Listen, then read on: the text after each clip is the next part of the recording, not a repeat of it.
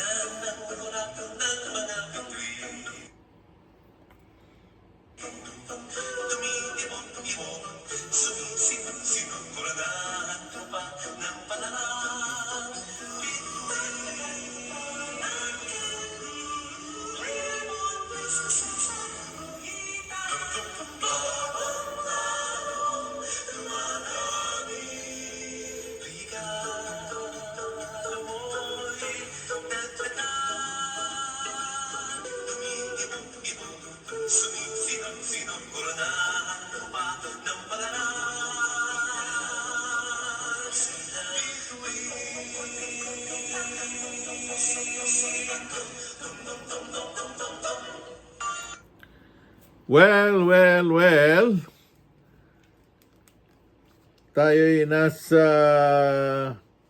early edition ng ating Sapagkat Mahal Kita.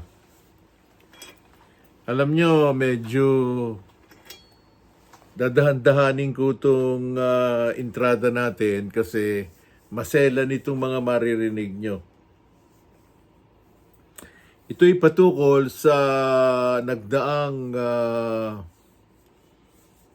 within past 24 hours lang yata tayo, Miss Cindy Gonzales yung hearing sa Quad na tinatawag nila sa kanilang House of Representatives na kung saan yung Chief of Staff o Undersecretary ni Vice President Sara Duterte ay kinontempt.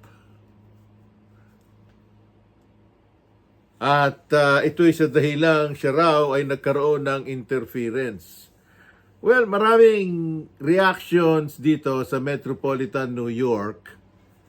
At sinasabi na mukha yatang medyo repressive ang mga miyembro ng Quad na yan, ng mga mambabatas. Now, mamaya ako magbibigay ng aking peace of mind, kumbaga, hayaan muna natin na pagkalooban ng espaso dito ang Vice President ng Pilipinas. Talagang hinagpis ni Judas ang inabot ng mga may kinalaman. Sapagkat yung kanyang undersecretary, binisita niya nitong mga nakakaraang oras at nakita niya ang sitwasyon. Ito ay nagpapanik sapagkat kagagaling lang nung Ali sa sakit at dito pa nagpagamot sa Estados Unidos. Pero tinawag ng mga karambas na mga mambabatas doon na akala mo sila'y miyembro ng komunistang Politburo sa China na komunista at iniskriman ng tanong. Pero magalang. To be honest with you, napakaganda nung, si Miss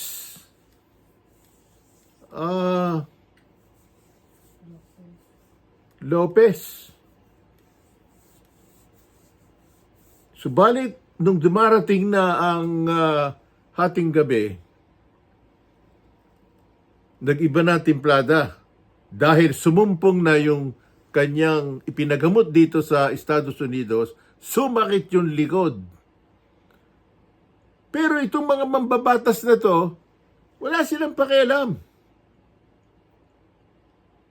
At siguro nakamonitor si Vice President Sara Duterte at ang ginawa, tinawag yung driver, sumugod sa batasan pambansa ng Pilipinas para alalayan yung kanyang undersecretary. At ayaw pa nga siyang papasukin at nagkaroon sila ng konting, palitan ng salitaan doon sa mga kapulisan at nagtataka siya, bakit may mga SWAT na nandoon? Yung babae na si Miss Lopez na mahinhin at tungo ulo nang siya sinabing i-detain ka namin hanggang Lunes, sumama naman ang maayos. Pero anong ginawa ng kapulisan? At siyempre, may nag-utos doon. Natakutin? Anong tatakutin? May hindi makakapanakot ng kuting yun eh. Kitang-kita ng madla. Alam niyo itong kongreso na ito, nung pang-araw yan, marami nang mainit ang dugo dyan sa mga yan. Dahil ang Kongreso ng Pilipinas, kilala yan sa pork barrel. Alam niyo ba yon? Ninanakaw nila ang kwarta ng bayan. Hindi lahat. Pero karamihan dyan sa mga yan, umaasa.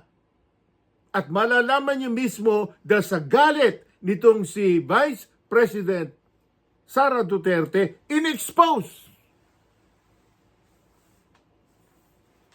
Sinabi niya, na yung mga mambabatas na yan, yung mga congressman na yan, they are corrupt.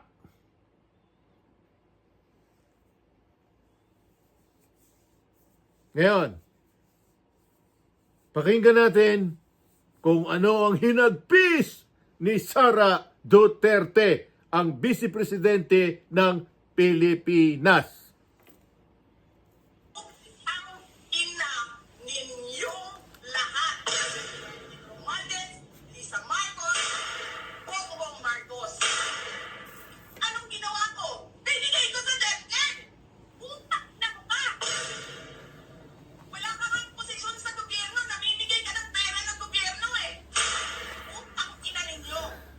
Sino ang korap?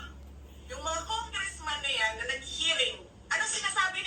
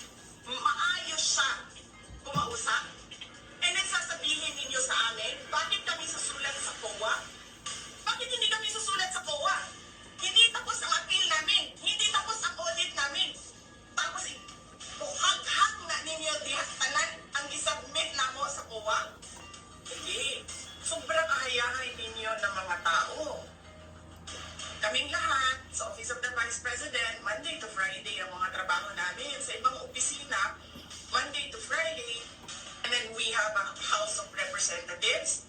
Monday to Thursday lang ang trabaho.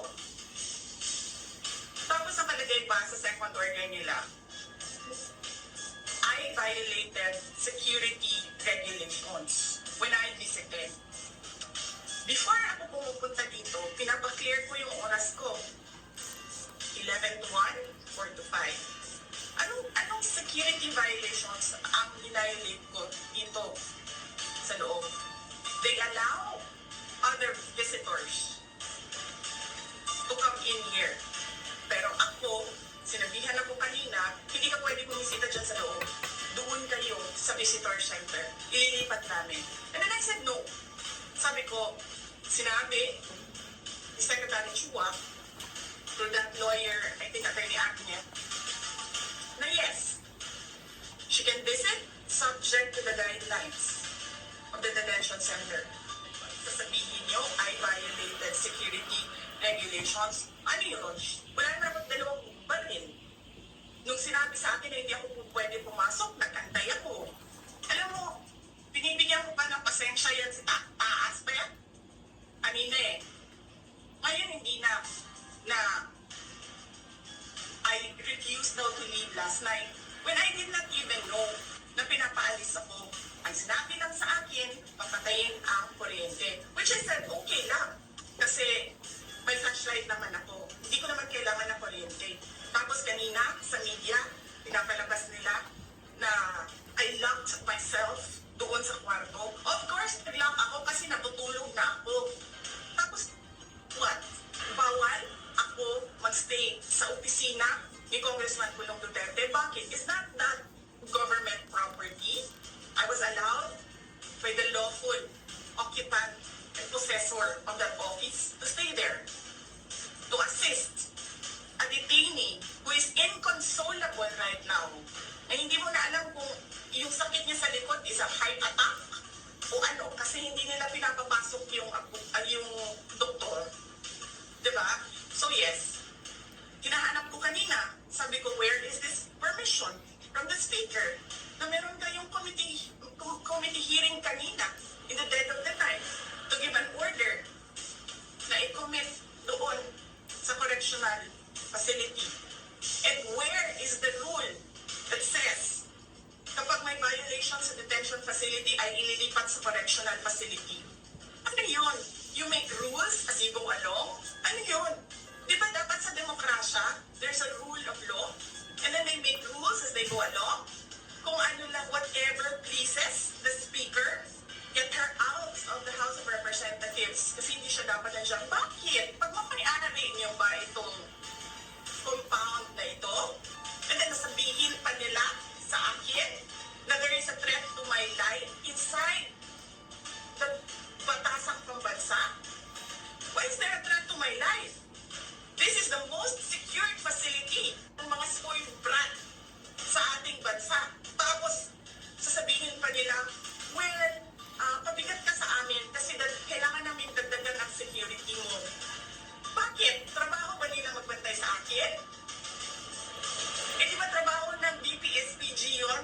And may I just say, binabawasan nila ng binabawasan araw-araw na as if this office is not the second highest office in this country, and only because umalis ako sa administration. Kailan ba nagsimula yung atake nila? Diba? After ako nag-resign sa DepEd, kailan ba nagsimula yung pambabastos nila? Last year. After that meeting with the Makabayan Black and Martin Romualdez, they started destroying my name, humiliating me in the media with a multi-million PR campaign. Binastos pa nila ako ng mga pagsisinungaling nila na kesyo taksil, kesyo korap, abusado, utang ina ninyo. Sino ang korap? Yung mga congressman na yan na nag-hearing, ano sinasabi nila? Pagkatapos, pag na-out na ang mic, pag wala ng media, pasensya na kayo ha, kailangan kasi namin ng pera. Pag-eleksyon na kasi, tabi kay Sara ha, hindi ko naman gusto itong ginagawa ko eh. Eh putang ina, hindi mo pala gusto ginagawa mo eh. Bakit mo sinisira pangalan ko? Joel Chua. Ganyan. Ganyan ang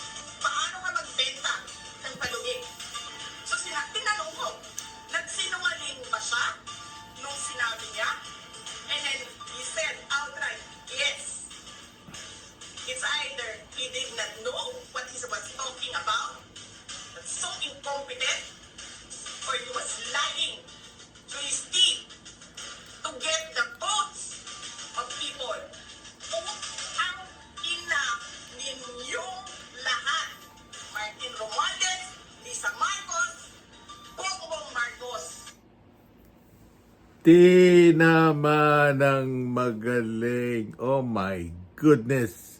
Miss Cindy Gonzales. Hindi ko malaman dito na kung ako'y hahawak dito sa stand ng microphone o pipihit ako dito o masama palang magalit si Vice President Sara Duterte. Ano say mo ron? Naku, nakikita ko yung reaction dito sa computer nyo. Miss Cindy Gonzales, you better monitor this. Gawa ng itong mga messages na ito, lahat sila halos nakikita ko nababanagan ko, galit sila sa mga congressman. Kumakampi sila kay Sara Duterte. Ang sabi nitong isa, si Jerry Cuevas ng West Orange, New Jersey. Don Lino, ano to? Bata pa tayo, alam natin mga magnanakaw yang mga congressman na yan. Di naman lahat, Jerry. You know, dahil meron din ako mga kaibigan na eventually naging mga mambabata sa atin. To be perfectly honest with you, you know. Hindi siya magnanakaw. Pero talaga may mga mandurugas. At sinabi nga ni Sara Duterte na itong mga mambabatas na gumagawa ng katiwalian, yan ang magaling. Naaarti pa raw. Yan, narinig nyo ha. Sinasabi na pagkatapos na ang mga media ay ibinaba na yung mga mikropono, sasabihin, pakisabi nyo lang na kami mga nangangailangan lang ng pera dahil malapit na ang eleksyon. My goodness, Miss Cindy Gonzales, nasa saan ang mga kahihiyan ng mga yan dun sa mga ganong uri ng mambabatas? Abay, hindi mo tatapos ang korupsyon sa Pilipinas kung ganyan. Dahil ang hawak ng mga pork barrel niyan, milyon-milyong piso. My goodness. Dahil hindi gagawa si Vice President Sara Duterte sa aking pananaw, kung siya may itinatago, kaya siya naghahamon. Naghahamon siya.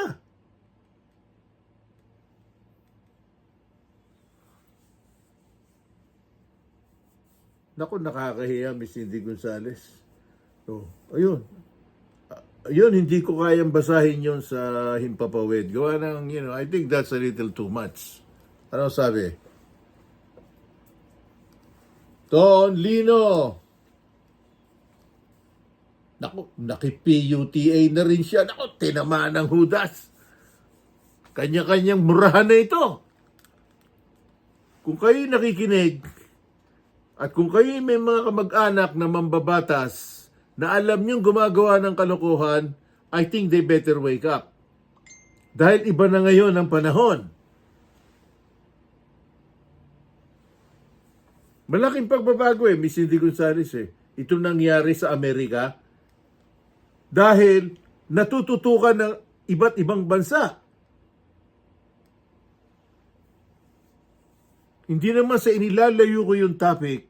Subalit alam niyo ba, yung iniimbestigahan itong mga mambabatas na ito tungkol dun sa extrajudicial killing na ang involved naman di umano ay si Duterte, na ang sinasabi ni Duterte kaya niya pinatay yung mga hoodlum na mga gumagamit, nagpupush ng illegal na droga. Wala na yon, hindi na raw pwedeng isave yun.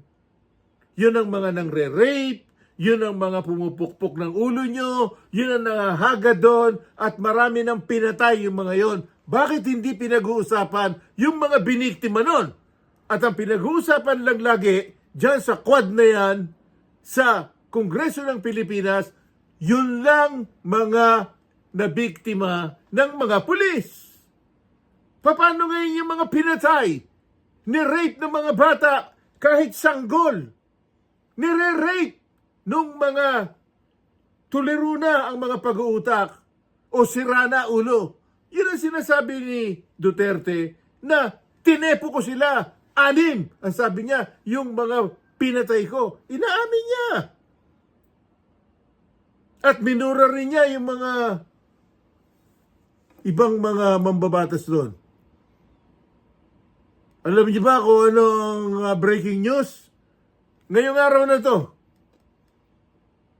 weekend, ang International Criminal Court na nag-iimbestiga kay Duterte,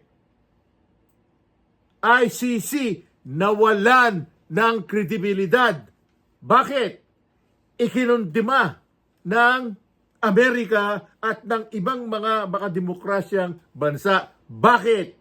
Gawa ng mga hudas ng mga ICC, ng mga husgado, kinampihan ang mga terorista na Hamas na pumapatay ng mga Amerikano at ng mga Hudyo sa Israel doon sa Gaza.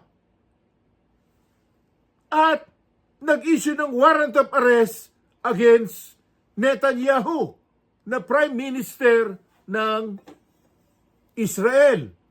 Kaya ang sabi ni President Biden, it is outrageous. Ang sabi naman ni President-elect Republican na si Donald Trump, that is deranged. Ang ibig sabihin, sira ulo ng mga yan.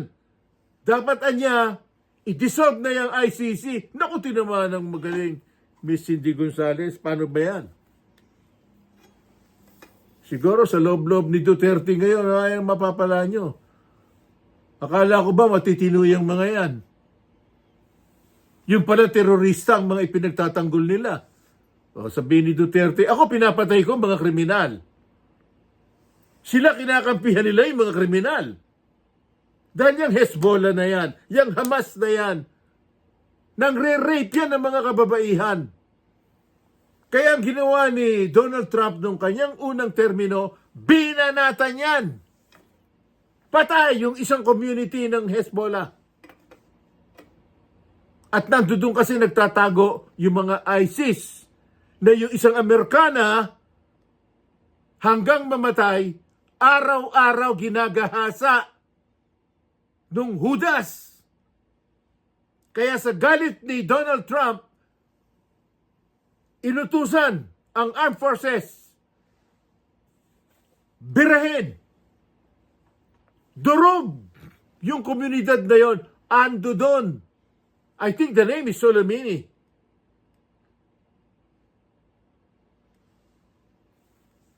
Patay. Oh, yun ang mga ipinagmamarcha rito, Miss Cindy Gonzales, nung maka-Palestinian. Ang kinakampihan nila ang mga Hudyo na dapat ipagtanggol, pero meron silang mga opposition na ang kinakampihan, yung mga hindi dapat kampihan. Sino yun? Yung mga terorista na Palestinian na pumatay ng maraming mga teenager sa isang disco nung nakaraang Oktubre. Kung di ako nagkakamali. Miss Cindy Gonzales, nakakagigil ito, you know? Now, mabalik tayo kay Sara Duterte. Paano ngayon yan? In-expose kayo ni Sara Duterte, ang Vice Presidente, pangalawang pinakamakapangyarihang nilalang sa Pilipinas na hindi atras kahit kaninong karambas. Paano yan? Ha? Nagtitimpi lang daw siya nung kausap niya yung mga pulis doon sa batasan sa Kongreso. Dahil kung ano-anong katwiran daw ang sinasabi sa kanya. Sa halip na asikasuhin yung namimilipit na undersecretary niya na napakahinhin, subalit merong ang sakit sa likod na sinumpong, hindi niya malaman kung heart attack, Naghahanap siya ng ambulansya, wala. At ayaw pang papasukin yung doktor. At may mga dalang armas na mga pangyera. SWAT. Sino to? Sino to nga naman? Ng mga kapulisan na ito. Sino nag-uutos dyan? Di si Romualdez. Siya speaker Miss Cindy Gonzales. I have issue dyan sa mga tao na yan. Tao ba yan o what? Kahit dyan, sa chairman, na isa riyan sa, I don't know kung anong chairmanship niya, sa Quad, si Barbers. Pero, sa pagkakataong ito, medyo, you know what I'm saying? Maghuhupa muna tayo at we'll take a little break. Gawa ng mainit. Mainit, Miss Cindy Gonzales. Kailangan mag-celebrate tayo. Gawa ng ang Christmas tree dito sa New York. Kasulukuyan, hindi, kanina pa, ikaw naman, Miss Cindy Gonzales. Mga ilang oras na. Christmas lighting sa New York City. Naganap na. Nako, napakaganda nun. Ha? Wala magpuprograma tayo. Kaya, we have to prepare ocular inspection and all this. Talagang ganun Ha? Kaya, we celebrate with them. Dahil malapit na ang Kapaskuhan. Una muna ang Thanksgiving next week. That's right.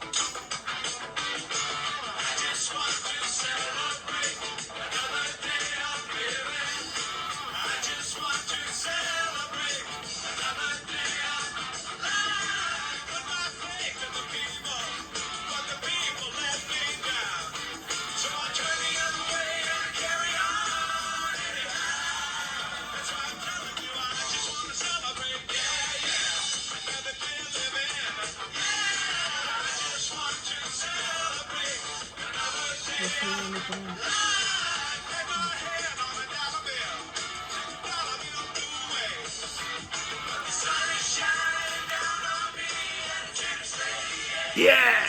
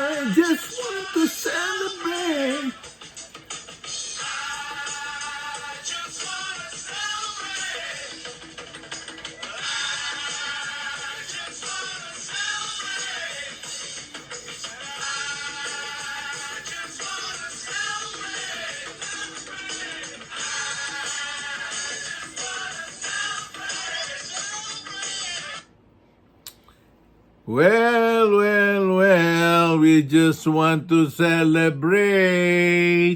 Talagang ganon. Ha? Christmas lighting kanina, alas 5 ng hapon.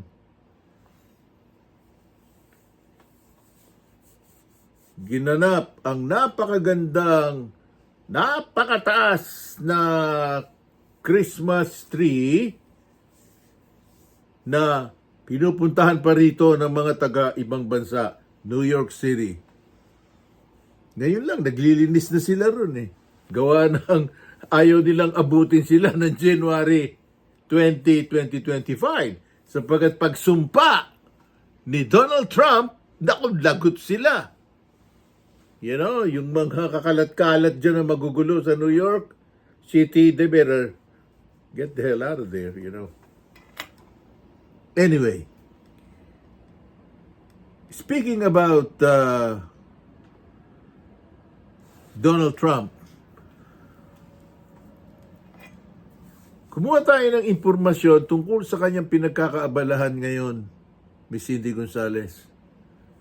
Ito pa lang si Donald Trump, nababahala siya dahil nga sa iiwan ng administrasyong Biden at ni Kamala Harris na ang halaga ng napakaraming mga presyo ng kung ano't ano sa supermarket, sa mga bilihan ng kung saan. Sabi niya, you know, this is not right. Pero sabi ni Donald Trump, ayusin natin yan. Don't worry about it. Ha? Kaya anong pinagkakaabalahan ng President-elect Donald Trump? But we have to defeat inflation, and while inflation's down, the costs are way too high. And when I went around, I heard something that was very interesting. The word grocery. It's sort of such a strange and simple, nice word. You know, I'm going out for groceries today. They talked about that more than any other item. The groceries are too high. And when you think about it, that's a very bad thing. And I talked about that a lot the last couple of weeks, and it resonated. I tell a story about a woman, she got 3 apples, an old woman. She had 3 apples, and she brought them up to the cash register, and she looked at the woman, and she said, "Is that the right price?" And the woman said, "Yes, ma'am, I'm sorry. Yes, it is." And she said, "Oh, that's okay. Could you wait 1 minute?" And she took one of the 3 apples and she brought it back to the refrigeration, and she came back gently up to the cash register and she paid for 2 apples instead of 3. That should not be happening in our country. That should not be happening here. It's not going to happen here. We're gonna make it a much different place. We're going to slash energy costs. We're going to get your energy bills in half, and that's going to bring down the costs, generally speaking. And we're going to have a whole new. We have a big announcement. He's going to be announced tomorrow, and we have somebody else that's probably coming up with him to be announced. There's a big one. And we're going to do things with energy. Incredible. And so I look forward to doing the formal announcement, although this is a pretty big announcement right now. Actually, he's going to head the Department of Interior, and it's going to be fantastic. We're going to reduce regulation, waste, fraud, and inefficiency, and these 2 guys are going to find a lot of it. We're going to clean out the corrupt, broken, and failing bureaucracies, and that's what we're going to be doing. And we're going to stop child sexual mutilation. We're going to stop it because it's time. It's time. It's time, and it's not right what's going on. It is mutilation, and it's not going to happen. We have to stop it. We have to get back to a great country with low taxes and strong military. We're going to fix our military. We did it once, now we're going to have to do it again. We didn't know a big chunk of it was going to be given to Afghanistan. We're going to work on Middle East, and we're going to work very hard on Russia and Ukraine. It's got to stop. Russia and Ukraine's got to stop. I saw a report today. Thousands of people over the last 3 days were killed. Thousands and thousands of people were killed. They happen to be soldiers, but whether they're soldiers or they're people sitting in towns, we're going to work it. So I just want to thank everybody for being here tonight. That's right. Donald Trump ang President-elect ng Estados Unidos. That's true. Ngayon, ano pa ang mga ibang pinagkakaabalahan nitong si Donald Trump? Ang balita ko, Miss Cindy Gonzales, talagang itong si Donald Trump ay kaibigang mahigpit nitong si Elon Musk. At yung anak ni Robert Kennedy, na si Robert Kennedy Jr. na dating Democrat, na bumaliktad bago pa mag-eleksyon sapagkat naniniwala siya na itong si Donald Trump ay talagang mapagkakatiwalaan. Naging independyente, subalit eventually, naging Republican na siya. Yan dalawang yan, Elon Musk at Robert Kennedy. Alam niyo naman na pamangkin yan noong napaslang, na-assassinate, na minamahal ng Amerika na si John F. Kennedy. That's right. Pamangkin yan. Yung tatay niya na si Robert Kennedy, inassassinate din. Kaya magkapatid yun eh. Napakalungkot na pangyayari yun sa pamilya ng Kennedy. Subalit, ito ngayon ang magiging Secretary ng Department of Health ng Amerika. Si Robert Kennedy. At itong si Elon Musk, siya ang hahawak ng mga pangkalawakang mahihiwagang kung ano, isa na riyan ang pagpapalipad at kasalukuyang lumilipad ng mga rocket ships papunta roon sa kalawakan. Isa, patungo na ng Mars. Ganong katalino yan si Elon Musk. Isang trilyonaryo yan. Ang kanyang IQ, magtatatlundaan yata, Miss Cindy Gonzales. Nadaig ako eh. Ilan ba ang aking IQ?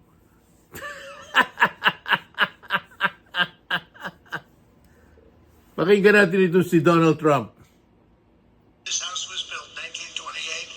It took a lot of years, but that was when it was completed. And something that I just read here, and I saw from one of our friends from the news, from the media, we won, I didn't know this, we won 49 out of 50 states, shifted toward the GOP significantly. That's a big number. So I'm a person that believes in high IQs, and his is about as high as they get. He launched a rocket 3 weeks ago. It's, of course, billions of dollars. Elon Musk. He's done a fantastic job. Really an incredible mind, and he's an unbelievable entrepreneur, sort of everything. I'm asking him, what do you do best? But it's a lot of things. Another one who's another great mind and a great guy and so popular, and I think he's right. He wants to make people healthy. It's driven him pretty wild over the last number of years. Today I nominated him for, I guess, if you like health and if you like people that live a long time, it's the most important position, RFK Jr. Bobby. And I just looked at the news reports. People like you, Bobby. Congratulations also to your family. Well, narinig nyo. Kaya tatlo sila na barkadahan. Elon Musk, nasa gitna ang Pangulo ng Amerika, Donald Trump, at si Robert Kennedy Jr. Napakaganda ng mga kombinasyon. Wala kang masasabi. Ngayon, Doon sa mga haka-haka na ano kaya mangyayari sa mga naging kaso ni Donald Trump? Ha? Oh, ano? Ngayon, nagdesisyon ang mismong husgado. Sinabi, Miss Cindy Gonzales, okay, isubmit nyo lahat uli sa akin yung mga kaso na isinampa kay President-elect Donald Trump. Bibigyan ko kayo ng hanggang ika-9 ng Disyembre. Kaya ang expectation ngayon ng napakarami, i-dismiss lahat.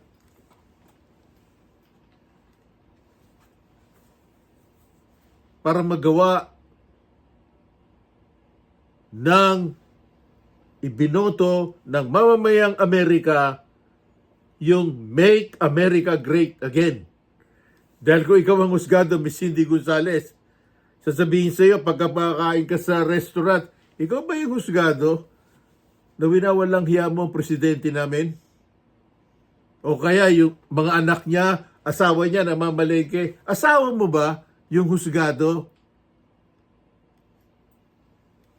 Hindi sila matatahimik. Mabuti pa lumayas na sila ng Amerika. Dahil pulang-puli, konserbatibo ang Amerika na. Tapos na yung panahon ng demonstrate na aktivista, yung mga, mga may pagkabinabae at kung ano-ano. Ayaw ni Trump niyan. Kailangan, kung ikaw, lalaki, magsuot ka ng lalaki, huwag kang papasok sa palikuran ng mga babae. Anong human rights? Human rights nga naman. Kung magpanggap at gahasain yung mga babae ron sa palikuran, paano mapoproteksyonan? Kaya nagagalit ang mamamayang Pilipino at mga Amerikano at mga Asian at kung sino-sino pa ng mga Europeans. Kaya iba na ang Amerika ngayon. Very konserbatibo. Pero masaya. At alam namin na nagsisimula na ngayon ang kasaganaan. Alam niyo kung bakit? Ang tinaman ng magaling na Wall Street na kung saan merong mga stocks diyan sa merkado. Sa Wall Street, sa New York. Sentro yan ng daigdig. At dyan ang mga salapi ng malalaking korporasyon sa buong daigdig. Alam niyo ba na ngayon, 2,000 ang itinaas na puntos magmula nung nakumpirma na ang magpapatakbo na ng Amerika ay si Donald Trump. Nasa saan yung sinasabi ng mga hudas na walang magawa dyan sa The View, sa ABC, yung mga babae na may toyo sa ulo? Ha? Na walang ginawa kundi pestihin. O ano nangyari sa kanila ngayon? Ibinibenta na ngayon, Miss Cindy Gonzales, ang network ng MSNBC. Binitawan sila ng Universal Entertainment. Sinabi na hindi namin kayo kailangan, hindi namin kailangan yung sakit ng ulo. Bahala na kayo magmula ngayon. You have at the end of the year para humiwalay na sa amin. Naku, tinamaan ng hudas. Si Santi lahat ang mga kumikita na mga katulad ni Whoopi Goldberg, yung mga katulad ni Behar, kung anong pangalan nun. At yung si Joe at si Micah sa MSNBC. Saan kayo ngayon pupunta? Ha? Yung mga kasalbahihan na ginawa nyo bago mag-eleksyon, ngayon, natuto kayo. Kaya, nang mahihita nyo. Anyway, alam mo, Miss Cindy Gonzales, nakakalungkot na si former President Duterte nga naman. Dahil nagpahayag siya dahil itong pangalan nito, yung dating senador, Trillanes, nagngangawa doon sa,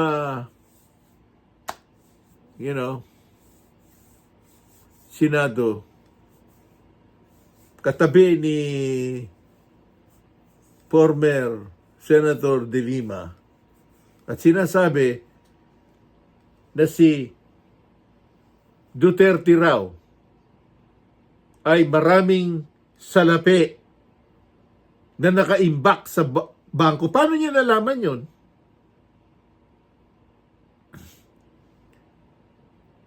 Kaya pumihit si Duterte, hinawakan yung mikropono, muntik ipinalo kay Trillanes.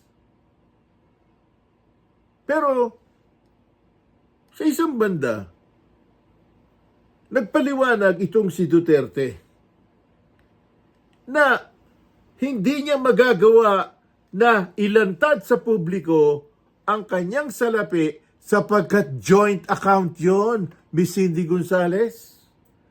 Hindi pwede yun kahit dito sa Amerika. Lalo na kung merong pinagkakakitaan ng propesyon ng ginang, halimbawa doktora, halimbawa CPA, halimbawa vice-presidente ng malaking medical center, katulad ng aking kabiyak. Siyempre, joint account yun. Pag ako nagkaroon ng, wag naman, ng kalachuchi at hinahabol yung aking kayamanan, aba, hindi pwedeng galawin yung kalahati noong aking kung magkano man na nakasube doon sa alkansya sa bangko. That's bank privacy. Ganon din sa Pilipinas. Yun ay pinaliliwanag ni Duterte. Di ba nila maintindihan yon? Ito bang mga mambabatas doon hingi lang ng hingi ng pork barrel? At hindi mga nagsipag-aral ng batas? Pakinggan natin ito si Duterte. Importante yan, sir, kung may complaint ka, the Office of Representative ang pag-report. Ako noon, pagka kailangan may Office of the President talaga yan. Kasi pag nakita na hindi pulis, maraming kriminal na pulis, the only way to deal in my city, sa akin, sir, is pardon the word. Sinasabi ko talaga sa mga pulis. Kaya ako ay the most disciplined police in the entire country. Pardon the word, but I will just relate kung anong sinasabi ko sa inyo. Putang ina ka. Anong sabihin pulis mo? Mr. Chairman, Mr. Chairman, consistent with our rules, a while ago, Mr. President, I move, Mr. Chairman, that we delete that from the record and also that word as well. Please, to the stenographers, please, You can even erase my mouth, sir, if you want. you strike off from the record the foul language that was that we heard. Mr. President, kayo po ba pwede po kayong magpahinga. We can excuse you if you like. No, sir. Ba't ako dahil ibakbite pa ako ninyo dito. Namuda na dito ako No, sa... Mr. President, marami pa ho namang pagkakataon at we will still need your presence and we would need your wisdom on some of the items that we want to deliberate on. So, medyo kung pagod na ho kayo, Hindi pa ako. Hindi kayo napagod. Hindi pa rin ako pagod. Sabay na tayo mapagod. Para sabay na yung... Mr. President, we have a lot of topics in the next hearing pa po is POGO and also this public accounts. So, Interesado rin ako, sir. Wala, and I'm not ignorante ako dyan, pero I'd like to learn. Okay, It's a learning process. Sir Chairman. dito. so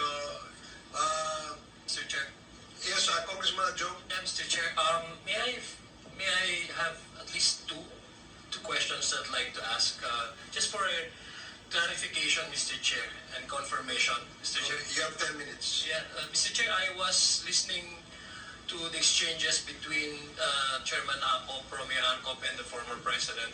Ganito lang, sir. Give me one purpose. Isa lang. Bakit i-produce ko ang problema, yung bank account na hindi yung akin lang yan, pati sa asawa ko. So, I cannot waive her right to secrecy. Ako wala akong problema. But the problem is, joint account yan eh. So, I have to ask my wife to appear here and to ask her if she is ready to waive the bank secrecy law. So, is it, yeah, okay, thank you very much for that, Mr. President, for clarifying. I'm The sorry. problem is, what is the purpose of this investigation? Am I under the investigation? Bakit ako mag-produce maghingi kayo ng bank accounts, no? Yes, Mr. Chair, I was just merely What requesting. is my purpose here? Ayaw ko kayo magduda. So, if not in public, I'll give you a copy. I will show you a copy on condition na it sticks with you. Thank you. With that, Mr. Chair, I guess it was clarified by the President. Kasi problema sa joint account kasi yan. So, I had it back to my mind about my wife. Okay, I understand that, Mr. Chairman, Mr. I'm President. sure you have a wife and you have bank accounts. Yes, I have a lovely wife, Walang yes, Mr. sulo President. dito na may bank account tayo. It's always, pagka may asawa ka, joint talaga yan. That is the Filipino way of doing it. Thank you, Mr. President, for your straightforward answers. Thank you, Congressman Congressman Chong. Chong. Sir, may negosyo ang asawa ko. Both the first and the second, puro mayaman yan sila. Thank you, Mr. Ano ang mga negosyo? Plus, sweldo ko malaki. Sir, libre. Alam mo, pagkain ko libre. Nako. That's it. Tama si Digong Duterte doon, ang dating Pangulo.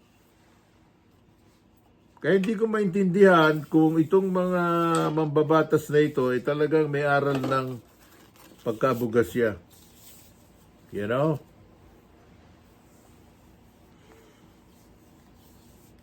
Ano to, Miss Cindy Gonzales? Anyway, marami kasing nakikita ko rito. Ha?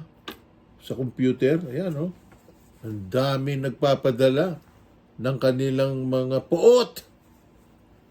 At nagagalit sila sa mga congressman sa Pilipinas.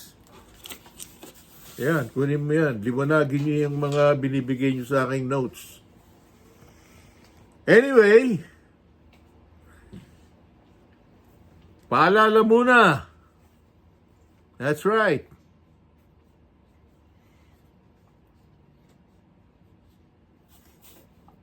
Kayo'y nakikinig sa WRMN New York. That's right. Kayo'y nakikinig sa WRMN New York. Tumpak! Ngayon, balikan natin si Duterte. May isang congresswoman na nagpahayag ng kanyang support kay dating Pangulong Duterte. I think her name is lawmaker o Congresswoman Cardenan o Cardema. Cardema. That's right. Ngayon, ang sinasabi nitong congresswoman na ito, bakit, tulad na nabanggit ko kanina, bakit ang inyo lang mga pinag-uusapan dito sa komite na ito, yung mga nabiktima, at siya'y nakikiramay doon sa mga nabiktima ng mga pulis. Subalit, itinatanong niya, paano naman yung mga pulis na mga nabiktima ng mga drug addict na nakipagpaspasan at naiwan ang mga pamilya nila na wala ang kanilang kabuhayan. Bakit hindi nila pinag-uusapan nga naman yan? At yung mga drogista na kumikitil ng mga tao na naglalakad ng gabi, kahit na tanghaling tapat, papasukin yung bahay mo dahil wala na yan sa isip nila. Dahil malilisik ang mata ng mga yan at kung ano maisip gagawin, mangre-rape at kung ano pa gagawin. Yun ang sinasabi nitong si Representative Cardema. Pakinggan natin. Please proceed. Tayo ditong mga kinatawan ay ibinoto lamang ng ilang libong Pilipino. Ngunit ang kasama natin ngayon, ang Pangulong Duterte, ang most voted Philippine leader ng 2016. At ang kanyang anak, Vice President Sara Duterte, ang most voted Philippine leader naman ngayong 2022. I would like to manifest na gusto ng sambayanang Pilipino ang pagdurog niya sa mga kriminal, durugista at NPA na terorista. Kaya sila ibinoto at patuloy na mahal ng mga Pilipino. Kaya gusto natin ng patas na hearing. Sana sinama natin dito ang libong-libong mga magulang na ang mga anak ay biniktima ng mga durugista. Ang mga ordinaryong Pilipino na naglalakad galing trabaho, tapos sinaksak pinatay ng adik, lahat ng mga kababaihan, na kahit pati infant na babae ay ginahasa na ng adik. Libo-libo rin ang kanilang mga magulang at mahal sa buhay na wala dito ngayon. Awang-awa ang mga Pilipino sa mga inosenteng pamilyang na ito, kaya niluklok ng bansa ang Pangulong Duterte. Ang drug war ng Pangulo ay policy lamang. Hindi ito natupad kung hindi ito pinondahon ng Kongreso ng 6 na taon. Majority pa nga dito sa mga kinatawan ay naka-Duterte fist pa nung buong 6 na taon eh. Ang Duterte Youth Party List po ay patuloy na naninindigan sa Pangulong Rodrigo Duterte at pangalawang Pangulo Sara Duterte na naglingkod na maayos, dumurog sa mga durugista, kriminal at NPA na terorista para proteksyonan ang milyon-milyong Pilipino. Bakit wala nag-iimbestiga dito o nag-iimbita sa atin sa sobrang raming Pilipino na biniktima ng mga durugista? And lastly, sa mga kongresista na kaalyado ng mga NPA, maya naman tayo sa topic ng pagpatay dahil kayo mismo, hindi kayo nagsasalita sa pagpatay ng NPA sa mga pulis, sundalo at mamayang Pilipino. Pati rin po sa mga natitirang resource persons na gusto mag-abogada papuntang ICC, si Attorney Maria Cristina Conti, na kandidato ngayon ng Bayan Muna Party List. Kasama po ang inyong katabi na si Nery Colmenares ng Bayan Muna. Sa NPA, nire-recruit ang mga kabataan para pabagsakin ang gobyerno at pumatay ng mga pulis, sundalo at tropa ng gobyerno. Hindi niya naman kinokondena ang pagpatay nila. Ang kinokondena nyo ngayon ay ang dalawa naging most trusted leaders ng bansa na todo effort protektahan ang milyong mga Pilipino. In support sa advocacy sa Pangulong Duterte, ang Duterte Youth Party List ngayon, Kongreso ito, ang kaisa-isang nagpapanukala na pagbalik ng death penalty para sa mga rapists, kidnappers, durugista at terorista. In behalf of the Duterte Youth Party List, kami ay nagpapasalamat sa todong suporta ng Pangulong Duterte at VP Sara Duterte sa mga tropa ng gobyerno at sa pagdurog nyo sa mga kriminal, durugista at NPA na terorista. Yun lang po. Maraming salamat po, Mr. Chair. Anyway, pero meron akong katanungan. I think this is the clip, right, Miss Cindy Gonzales? Pakinggan natin. Kung hindi, ako na lang ang magpapaliwanag. Sapagkat mukhang napanting yung tenga nitong chairman nila sa quad na yan. By the way, yung quad na yan, nasa House of Representatives yan, hindi sa Senado. Let me correct myself, okay? Pero, dumalo rin sa Senado. Si, Digong Duterte, ang dating Pangulo ng Pilipinas. Si Barbers, mukhang napanting yung tenga doon sa sinabi ni Congresswoman Cardema. Bakit? Karapatan niya yun Bakit? Komunista na ba ang Pilipinas? Isa pa namang mambabatas? Nandun sa batasan, sinabi lang niya ang kanyang niloloob. It's called freedom of expression. Ang ibig nyo sabihin kayo lang ang pwedeng magsalita. Kayong mga nakaupo dyan na parang pulitburo na nakapaligid kay Jinping sa Communist China. Ganun ba? Let me ask you that question. I need an answer. Dahil marami ako natatanggap dito ng mga katanungan. Sa computers. Kaya sinisilip kong maigi kung sino-sino to. At ngayon, kinukuha namin ng mga pangalan. Gusto nyo ipadala pa namin sa inyo. Pakinggan natin ito. Gusto ko lamang pong liwanagin na wala akong may monopolyo sa pagmamahal sa bayan dito. Hindi kayo, hindi kami. Pare-parehas tayo nagmamahal sa bayan. Pare-parehas tayo nagseservisyo Diba? Huwag nyo sabihin mas magaling kayo.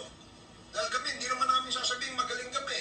Pero kung pagmamahal sa bayan, pare-parehas tayo. Then the next time gawin mo yan, baka ikaw ang magsisi, ha? Just a reminder. Why? Why did you say that? Chairman Barbers. Sino ka? Dahil chairman ka? Sisinghalan mo ang isang mambabatas? Gawa ng siya ay nagpahayag ng kung ano na nasa kanyang isipan? Mukha yatang naliligaw ng landas ang pag-iisip mo.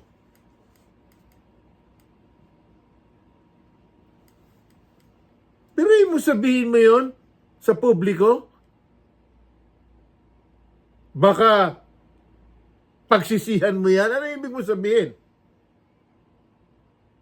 Ngayon, hindi ka sinagot noong Representative Cardema. Dahil yon, merong decency. Mahinahon. May aral. Ikaw ba meron? Tanong ko lang sa iyo, Mr. Barbers. Diyan, sa House of Representatives, nakaabot ka ba kahit na grade 2 or 3 sa elementary? Di naman ang karambas talaga. Mananakot ka sa bulwagan ng Kongreso? Yan ang tahanan ng mga tinig ng mga mamamayan. At ang lahat ng mambabatas dyan, binabayaran ng sweldo nila para gumawa ng kani-kanilang hanap buhay. At wala dapat na pumapel at umasta ng parang diktador. Kahit na ano pa yung quad nyo riyan, you don't have the right to attack or warn a resource speaker o ang tumitistigo, in this case,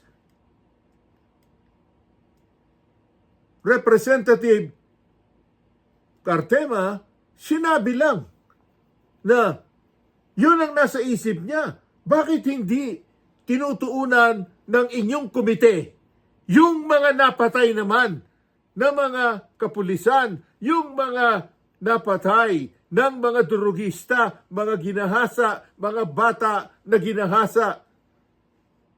Tapos ikaw wawarningan mo at sasabihin mo, Mr. Barbers, the next time you do that, according to you. Kung baga sa Tagalog, sa susunod na gagawin mo uli yan, baka kung ano mangyari. Ganun ba? That is a threat.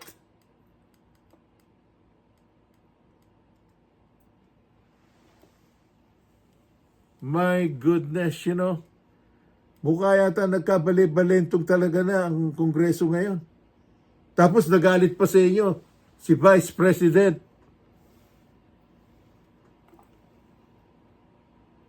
Duterte. Pakinggan nyo to. Baka hindi mo narinig kanina. Uulitin ko yung sinabi nitong si Vice President Sara Duterte dyan sa inyo. Patukol yan sa inyong komite, Mr. Barbers, sa mababang kapulungan ng Kongreso.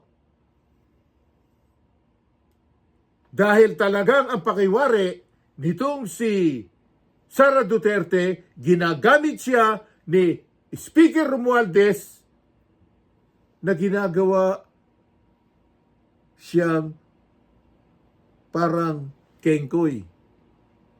At kayong ginagamit, Mr.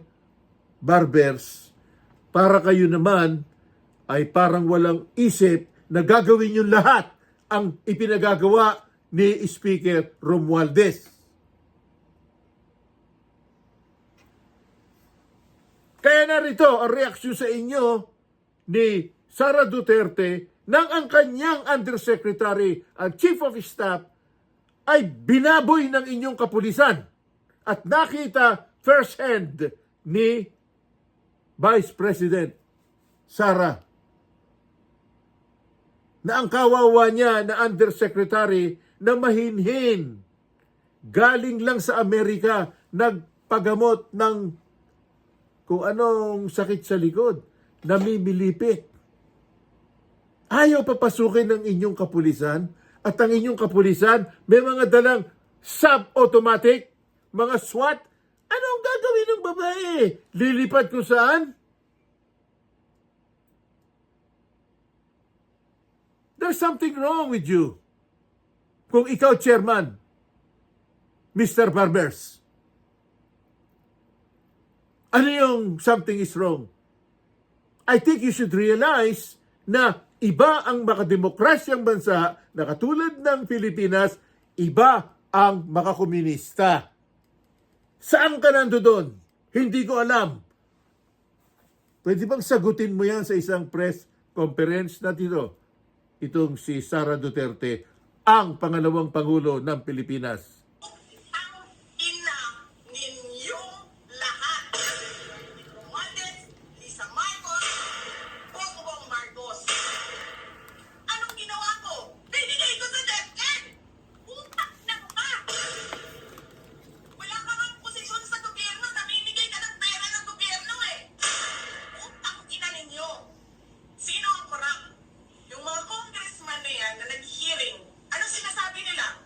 Pagkatapos, pag na-off na ang mic, pag wala ng media, pasensya na kayo kailangan kasi namin ng pera. Mag-eleksyon na kasi, Lisa Marcos. Naalala mo? Nagpadala ka sa akin ng video? Sinabihan mo ako saan kukunin ang pera. Pinakita mo ang mukha ng tao doon sa video message mo. She's been working with us for the longest time. We trust her. Hindi. You sent me written instructions about money. Millions a month. Anong nakalagay doon sa envelope? DepEd. Anong ginawa ko? Binigay ko sa DepEd. Utak na ka. Sasabihin niyo sa mga taon nakaw yan, confidential funds yan. Niwala nga kayo isang proof na confidential funds yan. Naniwala na kayo sa isang babae na ang pangalan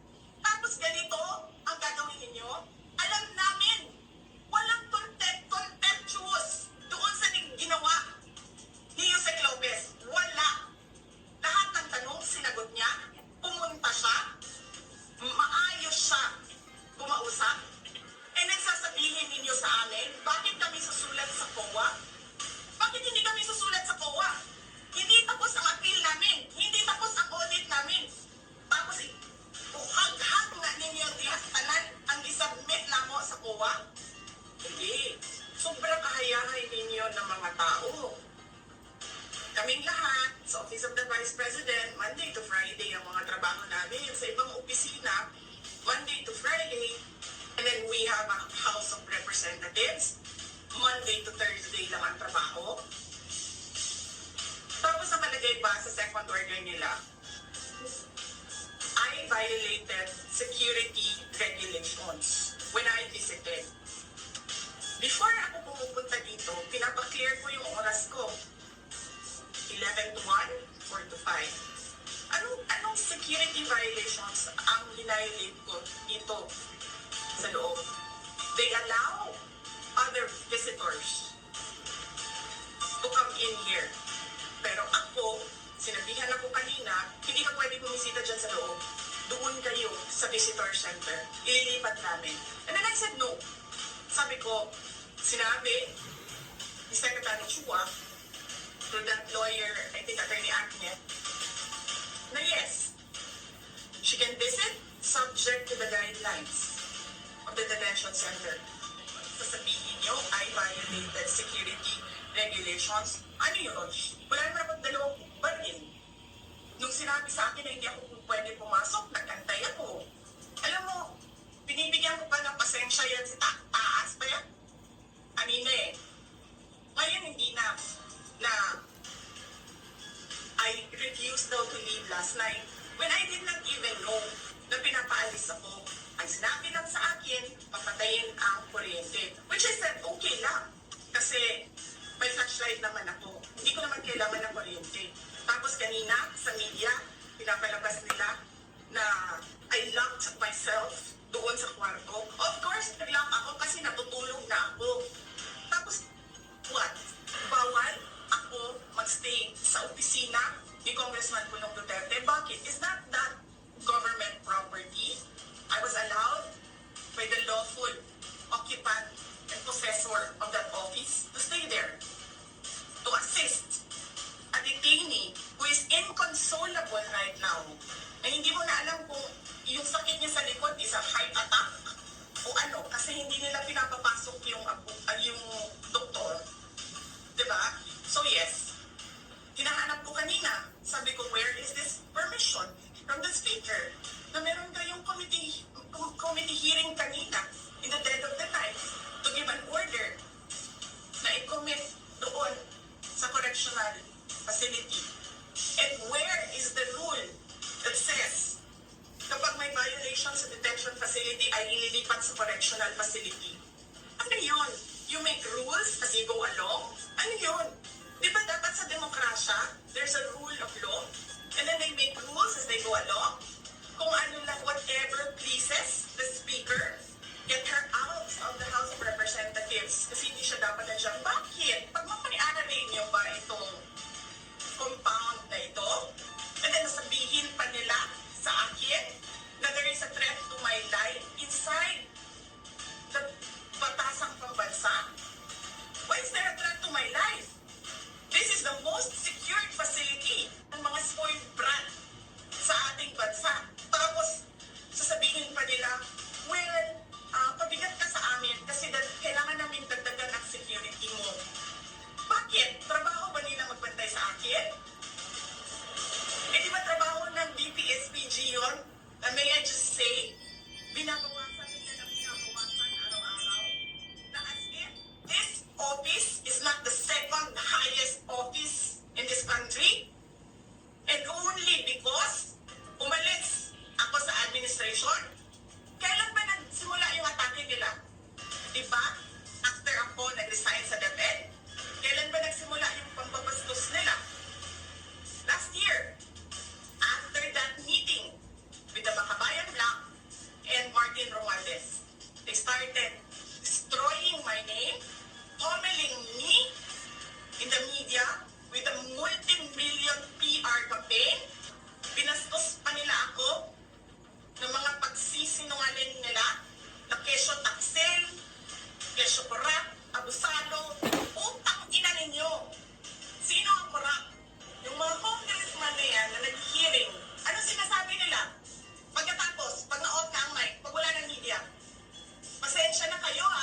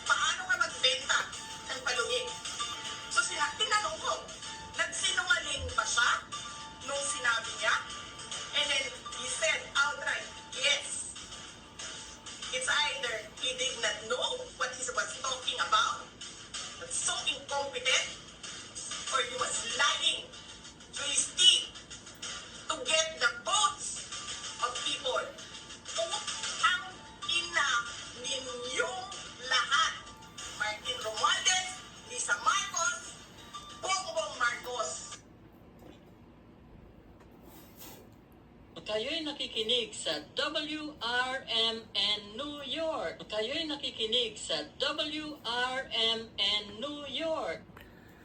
Well, dumating na ang oras na tayo ay magbabaybay muna. Antabayanan nyo sa Metro Manila, Sunday 10 a.m.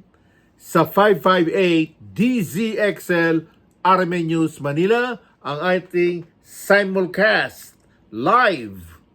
That's right.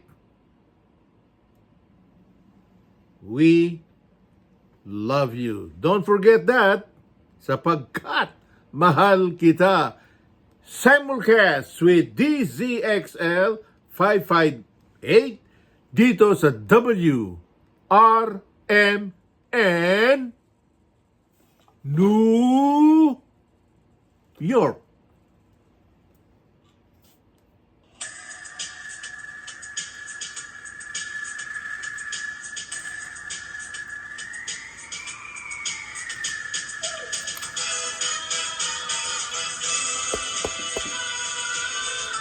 Here.